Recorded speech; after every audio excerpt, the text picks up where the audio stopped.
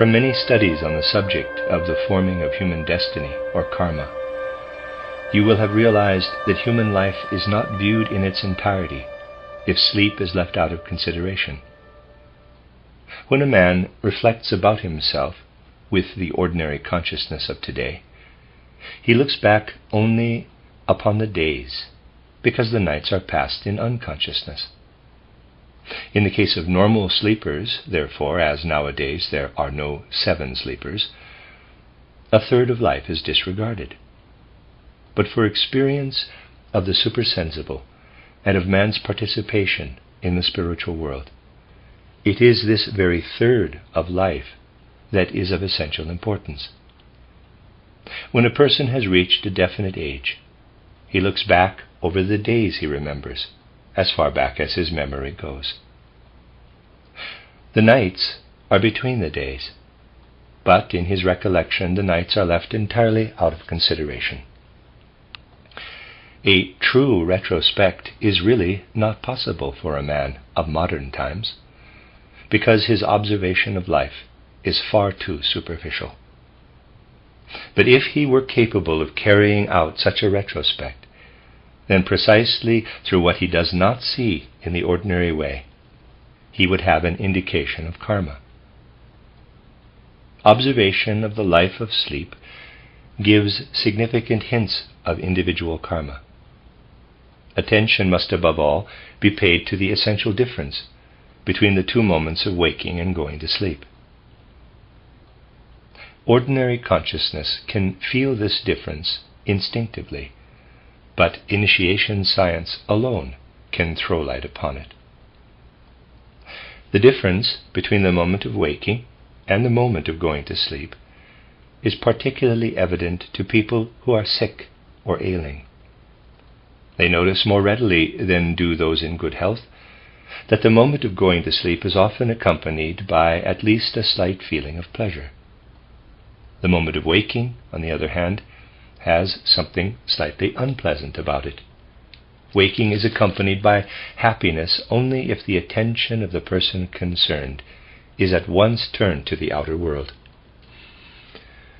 and when his consciousness of the outer world drowns what is rising up from within him.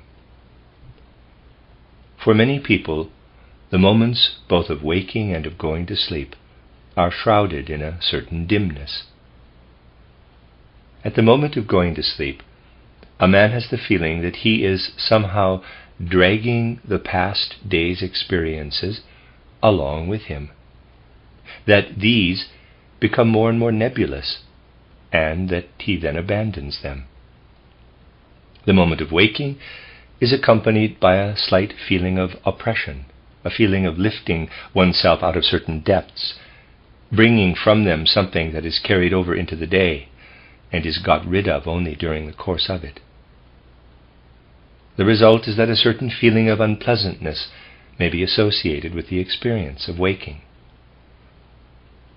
An unpleasant sensation of taste may intensify into an equally unpleasant sensation of a stupefied head. People do not, as a rule, distinguish between these delicate experiences, but they are unmistakable indications of a great deal in human life, for what is really taking place. We describe quite correctly, and from a certain standpoint very exactly, what is taking place if we say, during sleep, the physical and etheric bodies lie in the bed, and the ego and astral body pass out into the spiritual world, returning into the physical and etheric bodies in the morning, on waking. But how does this process take place? In order to make progress in our study of karma, we will envisage the whole process, which to begin with it is justifiable to describe in a rather abstract way.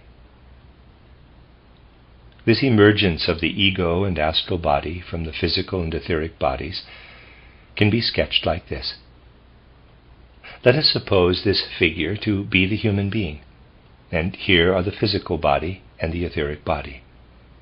In the evening, when sleep begins, the ego and astral body move outward. we will draw quite diagrammatically how the two members widen out, expand, but describe a kind of circle. In the morning, on waking, the ego and the astral body pass into the physical body again through the limbs, actually by way of the fingers and toes. The fact is that a circle is described, and this statement must be taken more literally than is usually imagined. In reality, when a normal human being wakes in the morning, the picture seen by clairvoyance is not of the whole astral body and the whole ego being immediately within the physical and etheric bodies. On the contrary, ego and astral body pass only slowly and by degrees into the physical body from morning onward until toward midday and afternoon. You will say that if this were really the case, we should feel our ego and astral body moving only gradually from the tips of the fingers and toes toward the head. To very exact clairvoyant observation, this is actually the case. Only the person concerned does not inwardly feel it to be so, for the reason that the way in which these higher principles work is different from any kind of physical activity. You see, if a locomotive is propelling a carriage, it pushes forward from the spot where it is at the moment. And if a railway line is, say, 30 meters long, and the engine is pushing forward, as long is needed for the first meter, then so long for the second, and so on, at a certain point there may be no effect from the engine if it has not yet reached thus far. But with spiritual conditions it is different. Spiritual conditions are effective at other places as well as where they happen to be centered. So the waking hours of the day are used for the purpose of bringing our ego and astral body slowly into our physical and etheric bodies from the tips of our fingers and toes. But the ego and astral body begin to be active from the very beginning, from the moment of waking, so that one has the feeling of being completely filled by them. To clairvoyant sight, however, it is clear that an actual revolution takes place through the day. The complementary revolution takes place during the night, but a revolution also takes place, one that is less dependent upon time, when you have an afternoon nap. Here again the ego and astral body leave the physical and etheric bodies, and the process adapts itself to your need of sleep. Sleep is a prophet and knows when you will wake, although you yourself do not. Your astral body, under all circumstances, knows it. It knows when you will wake, even if, as the result of some disturbance, you sleep for a shorter time than you intend. Even if, before going to sleep, you say that you want to sleep for only half an hour, but you lie asleep for 3 hours instead. The astral body knows exactly how long you will sleep. It is an accurate prophet because the inner spiritual circumstances are, in fact, different from the external circumstances experienced at the time. You will certainly have realized that there is a very great difference between the process of going to sleep and that of waking. When we wake, we have just been in the spiritual world, and when we go to sleep, we pass out of the physical world and into the spiritual world. A stream bears us along in the spiritual world between sleeping and waking, and we also have experiences then, experiences which are, however, wrapped in unconsciousness. We have experiences during sleep which are in fact similar to those of the daytime, only they are of much greater intensity. If you observe the soul's waking life, you will find there, in the first place, the thought experiences evoked by the various impressions made by life. But memories of the earthly life already past are always intermingled with these experiences. Try, for once, to consider how, in every situation, memories mingle with the momentary impressions made by life. In fact, if close attention is paid, one can get a picture of how, at different moments, life is a veritable hodgepodge, a mingling of memories and instantaneous impressions. There are two quite different factors: the thoughts which rise up from within and the thoughts which enter via the senses. These are quite different currents of the inner life, and during sleep they are also in evidence. The stream of what is present, impressions of the daily life, on going to sleep, continues during the night, and perpetually flowing toward this is what we experience on waking. These two currents stream toward each other. The one stream, experienced particularly on going to sleep, is the one already mentioned, the one that is experienced consciously, vividly and powerfully during the first decades after death, when life is lived through again in reverse order. As I put it to you rather drastically, if you give someone a box on the ear, then in living through the event after death, you do not experience the anger which you consciously felt on earth when giving the blow, or maybe the satisfaction at being able to express the anger. Instead, you undergo what the other person experienced, his physical pain, and also his moral suffering.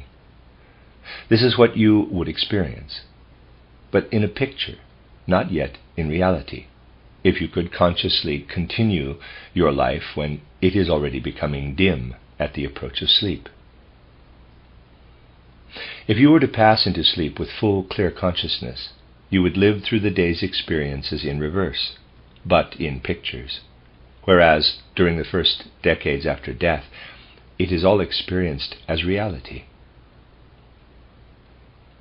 What I have described applies approximately to life by day in the waking state, when we are given up to outer life merely with our thoughts. But there is also the other current, and this has something stupendous in it. We experience it on waking, as I have explained. But there is an element of heaviness in it, which is carried into the day and is only gradually overcome. Later in the day, we become free of it.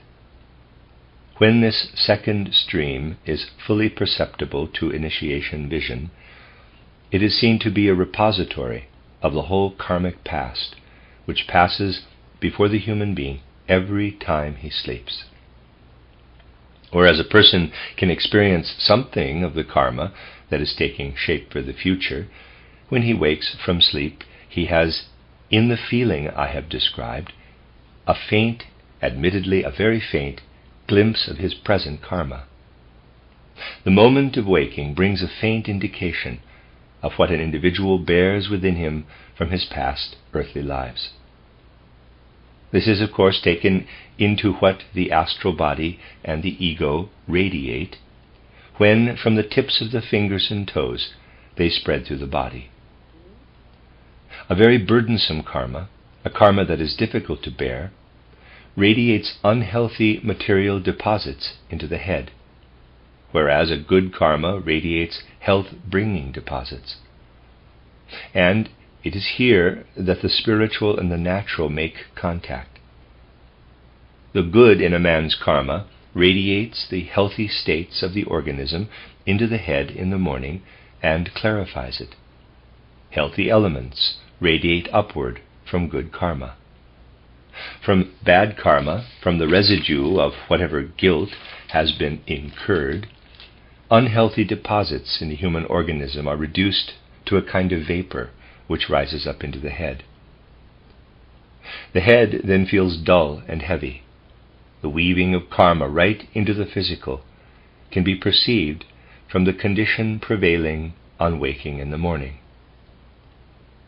Karma takes shape through the alternating effects of sleeping and waking life.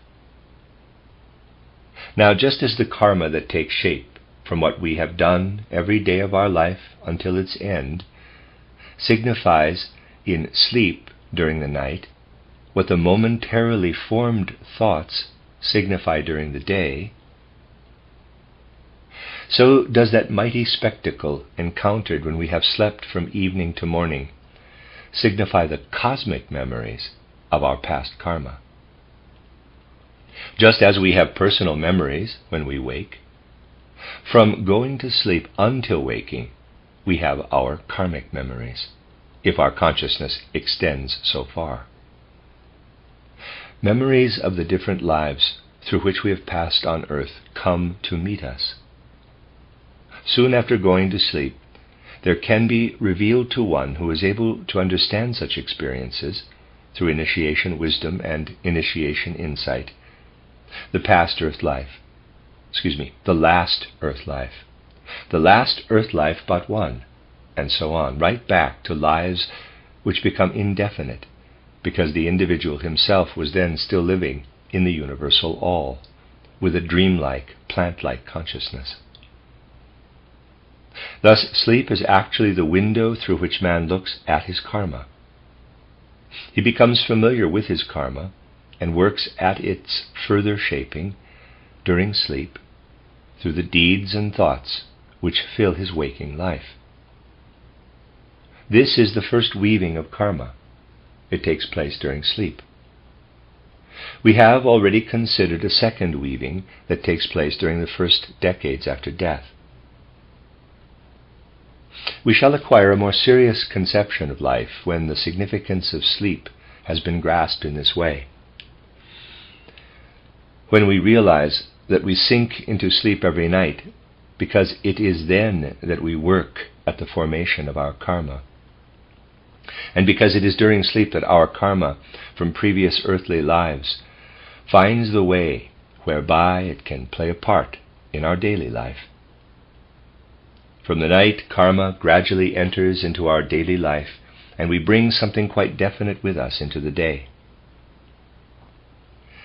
An individual who can recollect clearly how at one point in his life a particularly significant event occurred to him will, if he has a more intimate, finely developed faculty of introspection, easily perceive that if, let us say, this event took place in the afternoon, ever since morning an inner restlessness was impelling him toward it.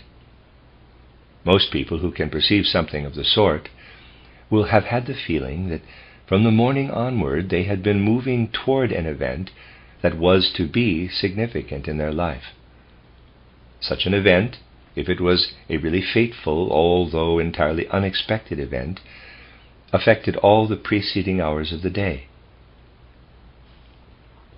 On days when something important is to happen to us, we do not wake up exactly as we do on days that take their usual course, only we do not notice it. Those who used to lead the life of peasants on the land, such people knew about these things and did not like to be torn suddenly out of sleep, because when there is no gradual transition into the waking life of day, one is wrested away from such intimate experiences. Peasants say that on waking one should never look at the window at once, but away from it, so that, while the light is still dim, one can become aware of what is emerging from sleep. The peasant will not at once look at the window, nor does he like to be startled into waking suddenly. He likes to be wakened naturally, at the same time every morning, by the church bell, so that he can prepare himself for this through the whole period of sleep. Then the day dawns, the church bell sounds into his life, and then in the early morning he has inklings of his destiny, of events of destiny, not those resulting from acts of free will. This is what he likes to happen, and unlike people claiming to be highly civilized, he would hate to be wakened by an alarm clock, for that drives one with dead certainty away from everything spiritual, much more forcibly, of course, than the window looked at immediately on waking. But our modern culture has introduced materialism into all the circumstances of life, and will continue to do so.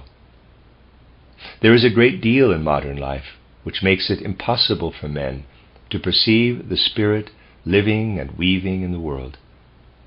The more aware they become of that, indefinite, half-mystical influence which can radiate from sleep, the more clearly is their attention directed to their karma. And now you will understand why I was able to say that we readily dream of individuals whom we meet in life, and to whom we at once feel drawn, or the reverse, quite independently of whatever outer impression they make.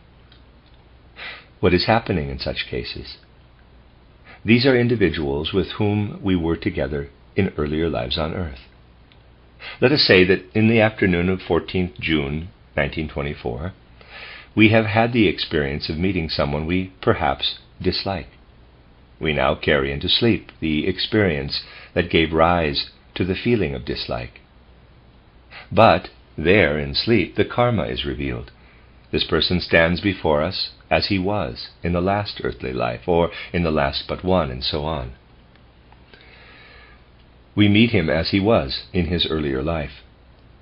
We encounter everything we experienced in connection with this individual, who has now appeared and who simply reminded us of something. We meet him as a bodily figure, but in a spiritual way.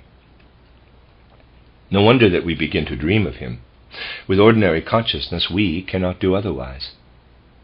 But if we come across an individual for the first time, however beautiful or ugly his features may be, or however strongly he interests us, in our sleep we never meet him, for he was never with us in earlier lives on earth. No wonder we cannot dream of him. You see how transparent such things become when the facts are examined spiritually. Now, what transpires between sleeping and waking in the forming of karma may follow a normal, perfectly normal course. Then a man will experience how his destiny takes shape as the fulfillment of what he brought upon himself in earlier earthly lives. Or he will experience the ultimate karmic value of what he thinks or does in this present life. It will, as a rule, live itself out in what he thinks or does.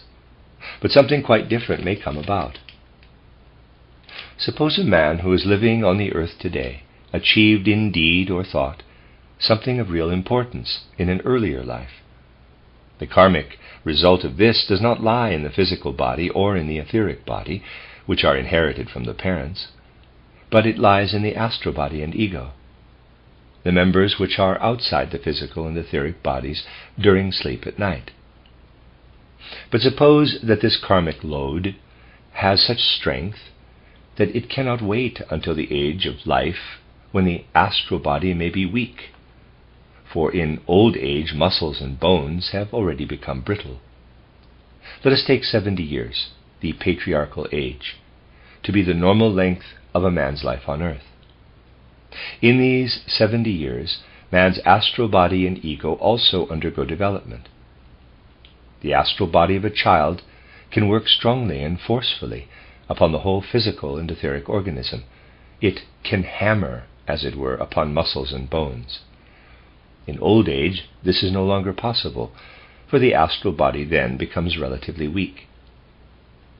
The strength of the ego increases, but it withdraws into the weaker astral body and hence works with less power. The astral body, however, is particularly responsible here, for in old age it is no longer able to hammer effectively upon muscles and bones. Now imagine that someone is living at the present time in the 20th century, having lived before in the 14th or 11th century. During his life in the 11th century he performed a really significant act, one that made very strong impressions on the astral body. The ensuing result remains in the astral body, and when the man comes again in the 20th century, it wants to be finally fulfilled, and from this astral body to give the necessary stimulus. When the result of the experience in the 11th century is of such significance that it cannot make use of a feeble, aged astral body hardly capable of performing important deeds, then it must use an astral body in the early years of life. and if the event has been so important as to eclipse all other events of life, a great deal must be compressed into the period while the astral body is still youthful. What does this mean? It means that the individual concerned will have a short life in the 20th century incarnation. Here you see how the length of life is determined by the consequences of former earthly thoughts and deeds being anchored in the astral body. We now go further. Think, for instance, of an astral body that is positively inflated as the result of important deeds, particularly evil deeds, in an earlier incarnation. Such deeds inflate the astral body, and it makes a strong impact upon the physical and etheric bodies. This strong impact is not healthy. Only a certain normal relation of the astral body to the physical and etheric bodies is healthy. The strong impact, which can, for instance, be caused by bad karma, batters the organs, softens them, and causes disease. Now comes the second incarnation. Such action or thinking in the 11th century can inflate the astral body, thereby condemning the individual to death at an early age. But he may fall ill in any case, apart from this violent impact. He may have a severe illness and die from it. That is the physical aspect. For when we see what is going on in the person's physical body, we say, he is ill, and the illness ends in death. He falls ill at the age of 25 and dies at 30 in consequence of the illness. Is this also the spiritual aspect? Is this also what would be said by initiation science? No. Initiation science would say the opposite, for it is precisely the earlier significant action or thought that brings about the death in the next earthly life. The deed in the 11th century brings about the death in the 20th century, and the death sends the illness on in advance. A man becomes ill so that he may die at the right moment.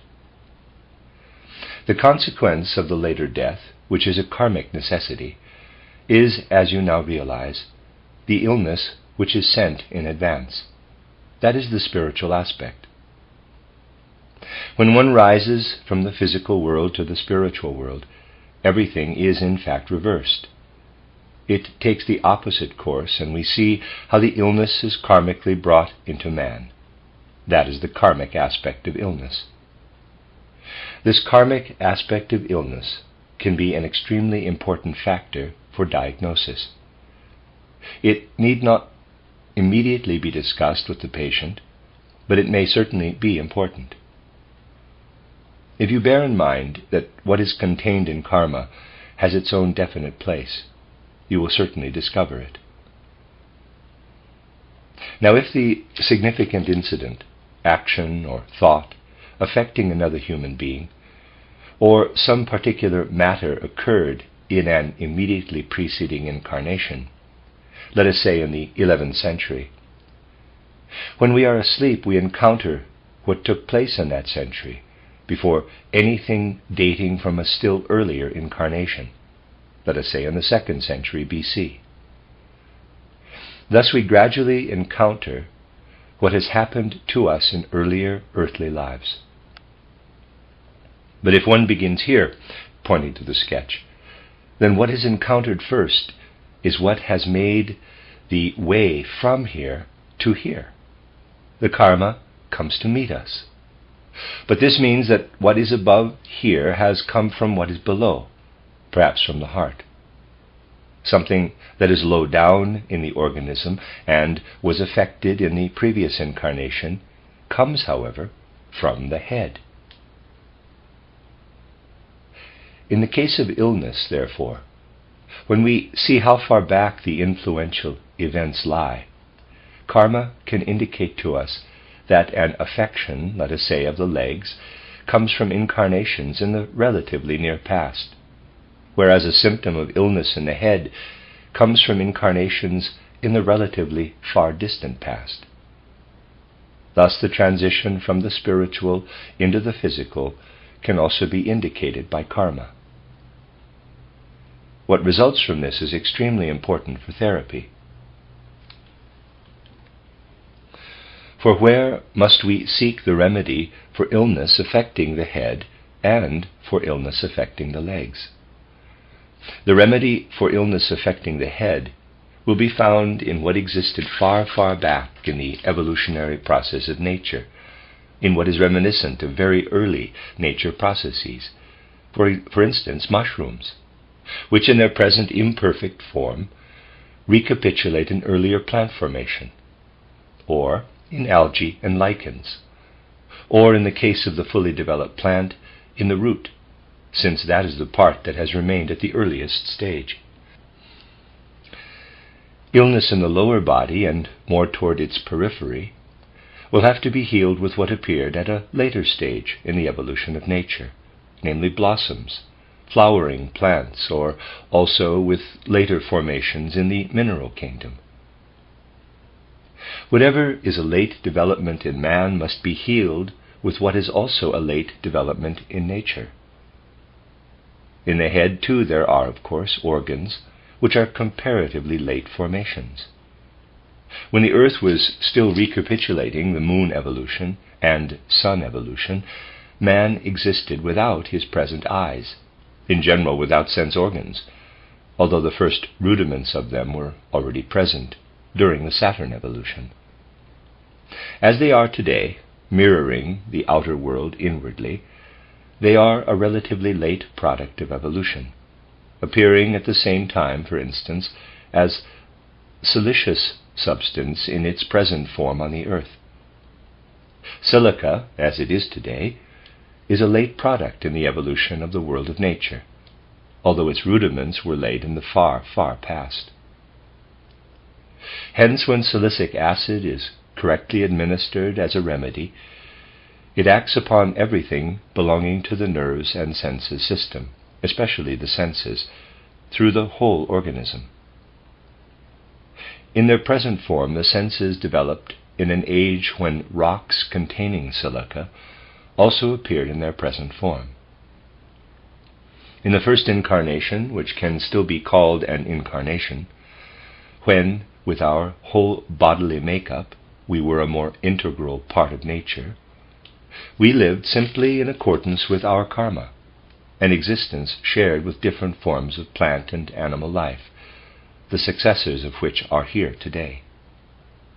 The mushrooms and the roots of plants are unlike what they were in that early epoch, but in a certain way what is present today in the mushrooms, lichens, algae, and roots of plants is reminiscent of the conditions prevailing in our first definite incarnation. In the blossoms and flowering plants of today, and in minerals at a corresponding stage, a gap in the transcript here, I bring this before you only to show how a true observation of karma leads to stages in the evolution of nature. And from the relation of nature to man, we can recognize how to heal. Every branch of life must ultimately be widened in such a way that it gradually becomes spiritual knowledge. Everything else is so much groping and fumbling, an existence in spiritual darkness. And it is this that has brought mankind into the present situation. If men are to emerge from it again, they must grasp the reason for it in clear consciousness. That is to say, knowledge of the physical must be widened to knowledge of the spiritual. And nothing can lead more positively to realization of the spiritual than the study of karma. When we picture how the forming of karma proceeds from sleep, how, again, it passes into and through sleep, how the normal forming of karma impels a man to action, makes his action again subject to karma, and how he thus lives out the ordinary karma of life. From all this we see how karma works. When, again, we see how the life of an individual is shortened and he dies at an early age, indicating that karma has inflated his astral body and must make strong demands upon it as the result of past deeds, thus contributing to illness. Everywhere the working of karma is in evidence. Or let us suppose a man has an accident and is ill as a result. Then, under certain circumstances, such an accident, which is possibly but not necessarily determined by karma, can continue to be a factor in the further course of karma through the following lives on earth. Illness may also be the beginning of karma, and then it will be found that such illnesses make going to sleep an unwelcome and difficult process. But when illnesses are the beginning of karma, they have something consoling about them. In the case of many illnesses, the following must be said. Illnesses that are a fulfillment of karma, that make waking unpleasant, point to previous experiences. Illnesses that are an augury of future karma and make going to sleep an unwelcome and difficult process are the beginning of good karma. For there will be compensation for what is suffered in such an illness. We have the pain now, and afterward the compensation for the pain, the uplifting, joyous experience. A great deal in life looks different when viewed from the spiritual and not from the physical standpoint. It is sometimes a thoroughly painful physical experience not to be able to sleep, but true observation of the spiritual aspect can be comforting. And if we do not value the momentary physical effect above the spiritual life, we can actually say, "Thank goodness that I so often have difficulty in going to sleep, for that is a sign that I shall experience much that will be uplifting in my future earthly life. A great deal from my present life will pass into the next one."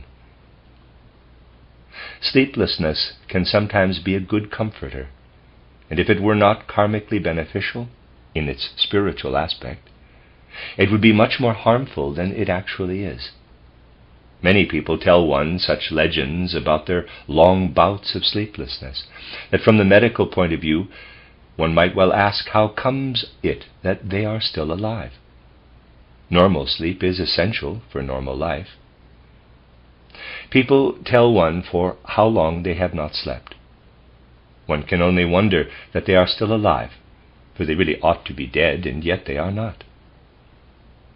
But in such circumstances, the vivifying spiritual element contained in the ego penetrates into life as compensation. To a brief survey of life, it is obvious that really restful sleep after hard struggles and hard work is also at times desirable. But to lie in complete restfulness without sleeping, and to pass the night quietly and fully awake, is nevertheless the more desirable, because when it is done of set purpose, a person then becomes more and more aware of the eternal. But the will must be in operation. The condition must not, in essentials at least, be due to physiological causes. Nevertheless, there is karmic consolation for difficulty in going to sleep and in sleeplessness, for this really points to future karma, points to the future in certain respects.